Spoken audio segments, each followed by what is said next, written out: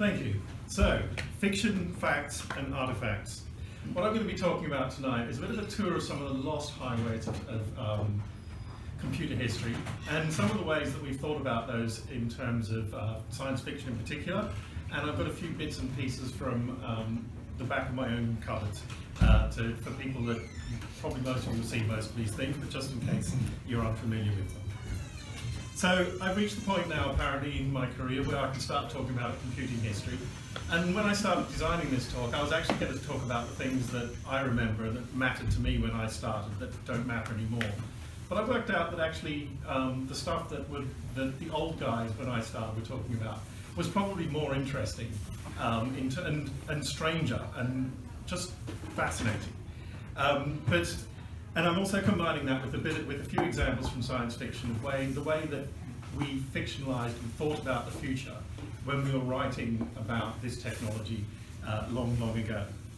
And when I say long ago, the first example I've got here is from Arthur C. Clarke's his first story he ever sold, which was published in 1946. In this story, humanity has left the planet Earth because the sun is about to crash into it, and aliens have come along to have a look. The party entered the first room and only relaxed when they saw that it held nothing but machines, row after row of them, now stilled and silent. Lining the enormous room were thousands of metal filing cabinets, forming a continuous wall as far as the eye could reach. And that was all. There was no furniture, nothing but the cabinets and the mysterious machines. Alakane was already examining the cabinets. Each held many thousand sheets of tough, thin material.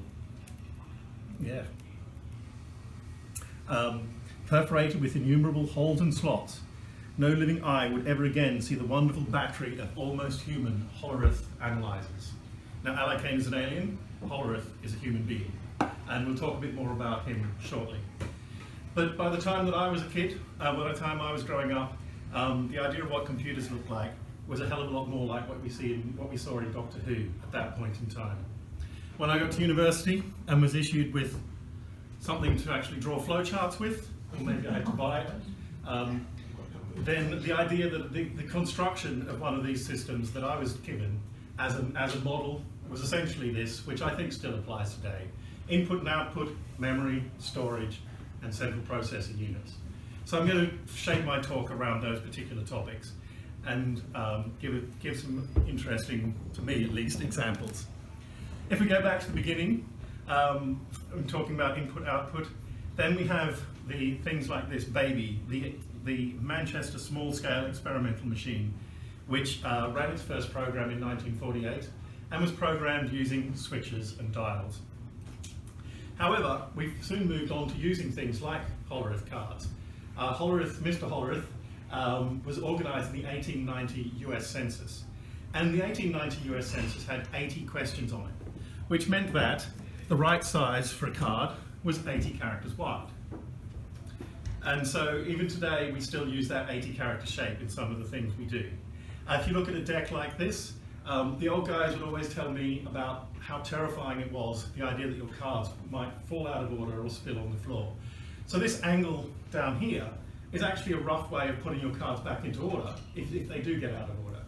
And you can also see that some programs are actually written across the top there. So if you wanted to reuse a sub-program or you needed to edit that bit, you knew where you were going to go looking. Now, one of the aspects of digitizing these things was working out how you turned alphanumerics into binary information. This is an example of EBCDIC, the extended binary coded decimal interchange code, which only has coded it twice. I'm sure they could have worked harder, and has the strange aspect that because it's a coded decimal code, it has non-consecutive sequences of letters, which makes it very difficult to sort things. Everyone apart from IBM seems to have chosen ASCII, the American Standard Code for Information Interchange. That went from 7 bits to 8 bits to 16 bits to however many we get in UTF-8 and those sorts of things today, and is what most of us use most of the time, even if we don't know it. However, EBCDIC is not dead. If you go and look at the ZOS mainframe instructions, it will tell you how EBCDIC works and exactly what you need to do with it. If you're unlucky and you're a bank in Belgium, you might find yourself in trouble with the General Data Protection Regulations, GDPR. There was a client of a bank in Belgium who complained that his name could not be spelled correctly because it had diacritics in it. The bank said it was technically impossible because the underlying system was empty and didn't actually have those diacritics in it. And they found that the litigation concluded that technical impossibility was not a sufficient excuse for failing to meet. Nevertheless, it was a lot easier, and again, we mentioned editing a little bit. It's easier to be able to change your code if you've just got one line on each of these sheets and you can move sheets in and out. If you've got regularly running code like this, which is diagnostics from 1975 from a digital equipment system, then it's quite handy to put it on a paper tape that is much more reusable and is not in danger of all the cards falling out of order. That's the input topic. If we look at output, here is an example from the Second World War of a teletype machine. Now, at that point in time, we did not have computers as we know them, but you did have the concept of the telegraph system, which was already around for a long time, and so the teletype system was that you could type in one place and it would appear in another. Now, quite obviously, going from that to having a computer actually interfacing with your teletype machine was an obvious next step. And in fact, here in the University of Cambridge Mathematical Laboratory in the late 40s, we have someone, I'm sure that he's just demonstrating that he can pretend to read this paper tape, but nevertheless, you've got the paper tape for input and you've got a teletype machine for output. We moved forward in time to this kind of system, and if you were looking at early Unix systems in the 70s and 80s, you'd probably find that they quite often talked to TTYs, which were actually terminals. The output for those things, they were still thinking about them as teletypes. And I'm not going to ask you to count that, but it's 80 characters wide, just like a Hollerith card. It's 24 characters high, which is 2 Hollerith cards consecutive. And you'll probably find, if you're looking at good programming guides today, that you'll be told to set your screen width to about 80 characters when you're writing. And you'll probably be given some kind of flannel about how this is the right width for an eyeball. I personally believe that it's because Mr. Hollerith had 80 questions in 1890, and that we are still stuck with that in the back of our computing brains. Moving on to memory. Neil Stevens' Cryptonomicon from about 20 years ago has a core character who is working on cryptonomics in the Second World War. This guy, Waterhouse, is a church organist. And so he's trying to think about how you build memory systems for early computers. And he comes up with the idea of actually using pipe organs. And so there's a couple of pages of what I thought was absolute highfalutin fantasy of an incredibly loud machine that actually holds memory in each of the different tubes. It turns out that actually when Stevens was writing the book,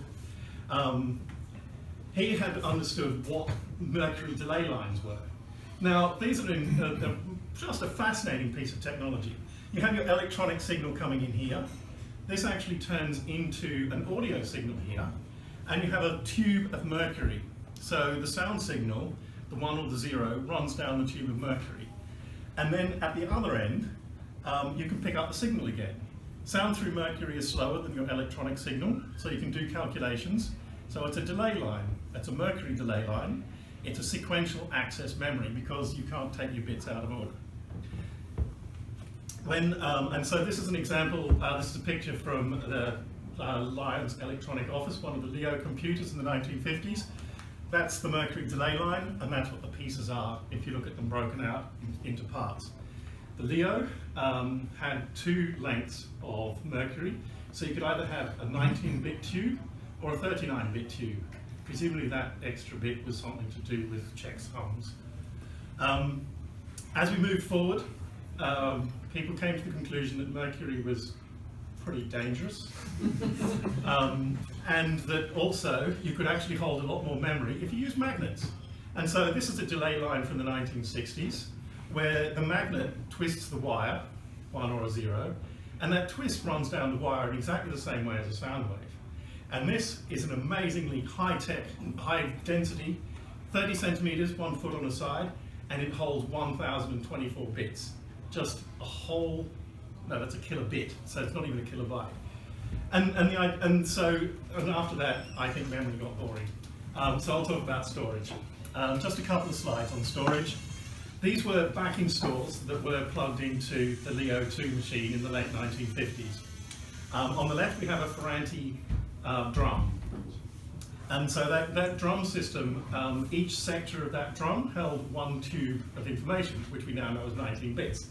And the whole system could hold 8 times as much as the main memory. Now, the inside of the drum itself was where the magnetics were, and then the reed sat inside that in the middle. If that 8 times memory wasn't enough, you could write things to tape. This is a Decca tape machine, and you may recognize the name Decca as a record label. They could record not just pop hits, but digital information. And so that kind of digital information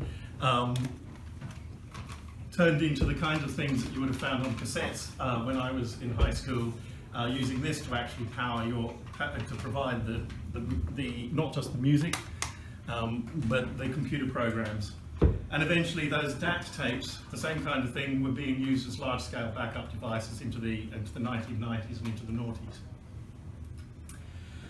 But of course the floppy disk also came into the world. The early floppy disks, I've been told there were 12-inch floppy disks. 8-inch. I've 12-inch one as well. Apparently there were 12-inch ones. I've never seen them. I've never even seen an 8-inch one. Moving right along. Here's a 5 and I mean that's a 5 1/4 floppy disk. When these were new, they actually felt like floppy disks, and that held 1.44 megabytes of information, which was a lot more than that 30-centimeter delay line. Single or double-sided? Well, this one, this is one of the newer ones that does actually, yes. And it's double-sided, double density, I believe. Oh, you have to collect them. They use both sides. And this, the smaller size, that is the whole of Microsoft Windows 3.0 on 7 or 8 floppy disks, including a separate floppy for PC Paintbrush as well. And that of course meant that you would hand load each of those to actually install Windows onto your terribly modern computer. I don't know exactly why I've kept these, but I still have them. And so that was the kind of thing that was happening, and indeed those 8-inch floppy disks you mentioned were still part of the US nuclear control system until 2019. And the more regular floppies are still used for flight management systems on things like 747s and Airbuses. And it's not part of the core control system, but if the pilot wants to know whether an airport is open or closed, then he's relying on a monthly update. He or she is relying on a monthly update that actually comes via floppy disk being put into the console. Moving on to compute, I would love to talk about older compute than this. This machine was actually built in 1991, but was designed in the mid-19th century. Charles Babbage loved tables of numbers, and he wanted tables of numbers to work better. So he was working on this kind of mechanical computing system. Why did he care about this kind of stuff? Math fans, join me. Because this kind of polynomial equations would be useful in ballistics if you turn that the other way up, but it was also key in a maritime nation like the British Empire was. The tables of that data were used for navigation, to make the process of navigation and finding out where you were simpler. And without confusing myself, the second differential of this equation is a constant. So you know that you add 4 each time, and you can work out what that number is. So a simple mechanical device that knows where to add 4 and what to do with it can give you incredibly complex curves. And in fact, so the Babbage's machine, once it was finally built in the 1990s, could actually handle a 7th degree polynomial, so x to the power of 7. And it had so much detail that it could do that to 31 digits of precision. So if Babbage had actually managed to succeed back then, William Gibson and Bruce Sterling came up with the difference engine as a novel. One of the main characters in that is Ada Lovelace, the daughter of Lord Byron, and the source of the name Ada as a programming language. She helped Babbage, they became lifelong friends. She did some of the translation of work in Italian into English, and in the glosses and additional material she put onto that was suggestions for how you could use the analytical engine to do a sequence of Bernoulli numbers. So she's considered to be the first computer programmer. Most of the world was still using adding machines. So the adding machine, you typed a number in, you crank the handle, it adds the sum for you. Obviously, Uncle Scrooge, with his incredible wealth, needed the billions and lots of nines in the billions. Most people didn't quite need that. But in reality, most computers up until the 1960s were human beings, and most of them were women. And this is a couple of pictures from NASA. This one's from the 1950s. I suspect I don't know enough about 1950s hairstyles to confirm or deny whether that's from the same era, but you can see they're using calculating machines, and those were used in the space program to get man into space. Meanwhile, in Britain, at the same period, the Lyons tea houses had gone to that Cambridge Mathematical Laboratory. They looked at this newfangled computing stuff, and they thought that actually using computers might be a way of making their chain of tea shops more efficient, more effective. Essentially, what they thought about was that they could calculate what the stores might need, what those shops might need in the next day, and save themselves a whole day in the cycle of restocking shops. First of all, that was one of the most complex programs they built. Along the way, they did a lot of other work. This is the Leo 2 from 1957. The fourth programmer on the Leos was the first woman programmer in Britain as such. And the kind of work that she was doing in the 1950s was doing the payroll for Lyons and also for Ford Motor, because they were doing effectively bureau operations at that point already. They created tax tables for the inland revenue, which were probably as complicated as those polynomial equations. And they also did Met Office work and calculation of ballistics. This particular machine at Lyons headquarters, Leo meant Lyons Electronic Office. This particular machine lasted about 10 years before it was replaced by the next generation of Leos, which used transistors. So the Leo 2 had about 228 racks of electronics like that. If you didn't have access to that kind of big adding machine, or to this kind of business computer, then you're probably using log tables, or tables of logarithms to be more precise. And in fact, this book was written by Charles Babbage, or produced by Charles Babbage, and must have been done from pretty much hand calculation, since his computer never actually got together. Logs, again, maths fans, the idea that you can take a large number and get the log of it, and then you get the log of another number, you add those two, and then you find the result. You can convert it back in, so you're doing large-scale multiplication by the simple process of addition. But it might not be convenient to carry a log table, so instead carrying a slide rule was a lot more common, particularly as we got into the mid-century. So this cover from 1959, our space pirate, a pirate of ersatz, he has his phaser in one hand, and of course his slide rule in his mouth to get on board the spaceship. In 1958, Robert A. Heinlein in Have Spacesuit Will Travel has a quote: "Dad says that anyone who can't use a slide rule is culturally illiterate and should not be allowed to vote." Now, Heinlein always had opinions on who should be able to vote and why they should be able to vote. But speaking to his audience of probably mostly engineers and techies of that time, most of them would have had slide rules and would have been confident that they were the people who should be allowed to vote. So it's exactly the kind of nodding along thing you would expect. Now, the way a slide rule works, and we can play, if anyone wants to play with it afterwards, is that the slide rule has built into it that kind of logarithm process. So essentially, if you want to multiply two numbers, you actually do a sum of the two parts on the slide rule by adding the two lengths of rule and working out the result. And the core piece of this equipment is the cursor that moves back and forth. Now, and so every time you see a cursor on a computer screen, you can recognize that it actually came from this lump of plastic. And the reason that it's for different devices, apparently slide rules made out of bamboo are considered generally better quality than plastic ones. And indeed, if you go back early enough, they were made of wood. And if you get the super duper cheap model, they're actually made of cardboard. I doubt that would work more than one semester. And the word cursor is the Latin word for runner, so it runs back and forth across here. Now, of course, people were thinking about where computing was going, what the future was looking like.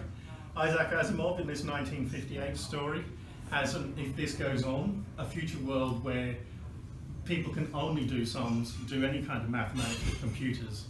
And so he has this future world where someone comes up with the idea of graphitics, doing maths by hand, or math, since he was an American. And the military powers immediately work out that actually putting a human inside a ballistic missile would be a lot less expensive than putting a computer in there.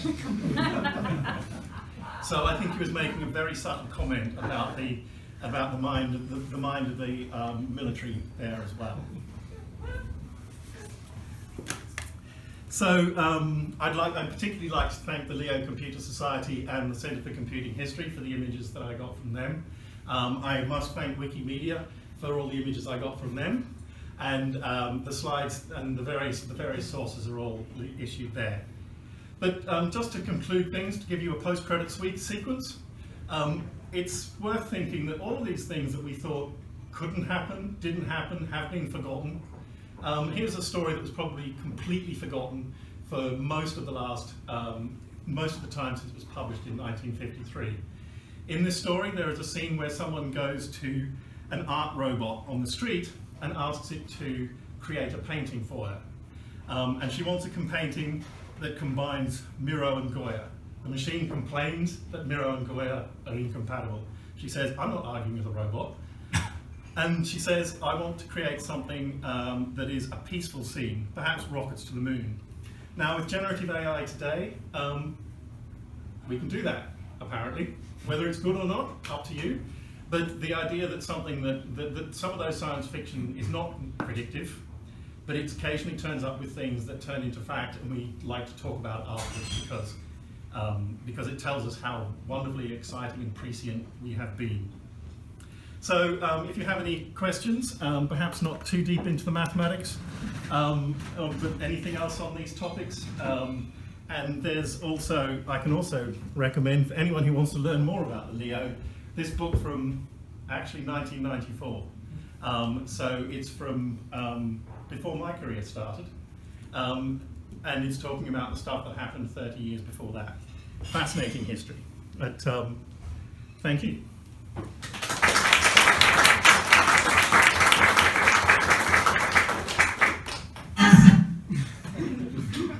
Any questions? Do you know who Leo, what company did that end up at? Leo ended up as part of, it merged into ICT, I can't remember what that stands for, which then merged into International Computers and Tabulators. And then that merged into ICL, which became part of Fujitsu. So effectively Fujitsu these days. And apparently some of the code from those 1970s Leos, they wrote an emulator on the ICL so that you could keep running that code 15 or 20 years later. And Smiths had an early computer, didn't they? There was a Smiths computer. Don't know that one. I'll go and look it up. I think the Dixons had that one. But that was early, and it was steam driven. Steam driven. that was Babbage, wasn't it? You mentioned that some data will be uploaded to 747s and things on 3.5 floppers. I heard that something similar happens in the bowels of data centres of some of the largest banks, where computers dating back decades they're too frightened to dispose of them. Do you think that's a viable thing? When I was at Lehman Brothers, another ex-bank, they had one of their major announcements in about 2002 was that they had finally upgraded their SWIFT system from token ring to Ethernet, and it was token ring on a 286, which was processing billions of dollars every week, and they were very afraid of breaking it, so they didn't touch it for a very long time. So I wouldn't be too surprised. I mean, we're another 25 years on, maybe something's happened. So I think in 2010, IBM was still delivering mainframe software. Yeah, I mean, tech still needs some backup to plenty of businesses. But I do believe that. Yeah, This sort of take. But most of it, yeah, I think so. But I believe that thing about the banks because I know when I've worked with payment terminals, one of the reasons they still support triple DES is because a lot of the backend systems didn't know how to do AES. And triple DES, you just do DES 3 times. So there are a lot of old machines that have been built back when AES wasn't even a thing, would still be able to run it. Funny enough, I read a couple of days ago that there's a nuclear reactor they're decommissioning in the States, that the control software for removing the rods or dropping the rods back in and doing the stuff which they need, running on a PDP-11, and they're now running a PC with a PDP-11 emulator to keep it going long enough to decommission the damn thing. As long as it's not connected. There's actually a really good reason for that, because that technology has remained static. It's not a you don't update the software in a nuclear fusion world every week or every month. You let it run for 20 years, then You've got to certify it again, don't you? That's the trouble.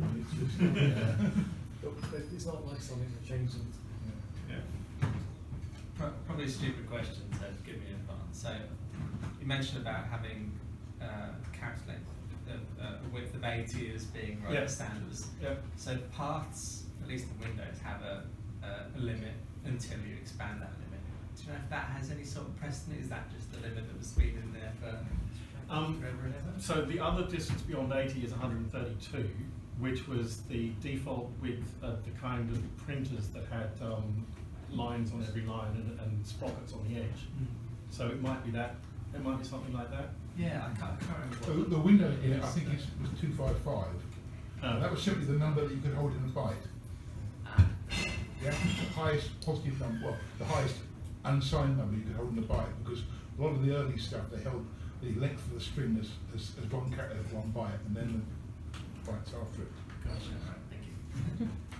So there was on punch cards on mainframes, they used to. Did you ever write BASIC? Did anyone write BASIC programs? Yeah. And you put the line numbers in, like 100, 200, 300. So what they used to do is they used to use the first, I think it was up to 8 characters to effectively line numbering. And then you could write your PL1 program or similar in the other 72 characters.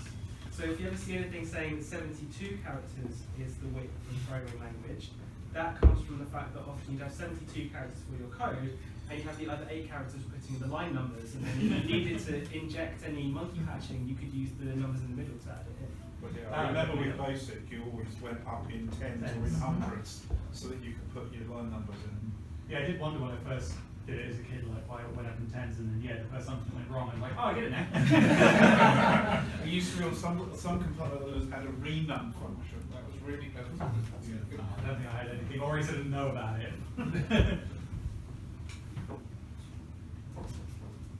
Quick question. You mentioned at the very beginning about the book written in 1946 by Arthur C. Clarke. What was your reference to that? Was that saying the first time that computer you mentioned? No, I mean I was looking for old references and Hollerith cards and things like that. Right. So this was just the first story he sold. It didn't end up being the first one he published. And the idea that in 1946 that he was referencing Hollerith cards as if his readers would recognise the word, and then these Hollerith analyzers and punch cards were, this kind of centre. The story itself talks about these aliens looking all around the Earth, and then the very last paragraph has the aliens finding where the Earth fleet has gone to and chasing them down. And the last couple of lines is something like, perhaps when we find them we should be polite to them. They might be dangerous. And then the final line is, 20 years later that joke didn't seem so funny. I actually own that magazine. Uh-huh. I own all the ones from 1943 onwards. I'm not that old, but they were given to me. Excellent. Oh wow. Wasn't it? Yeah. All right. All right. right. Thank you. Thank you.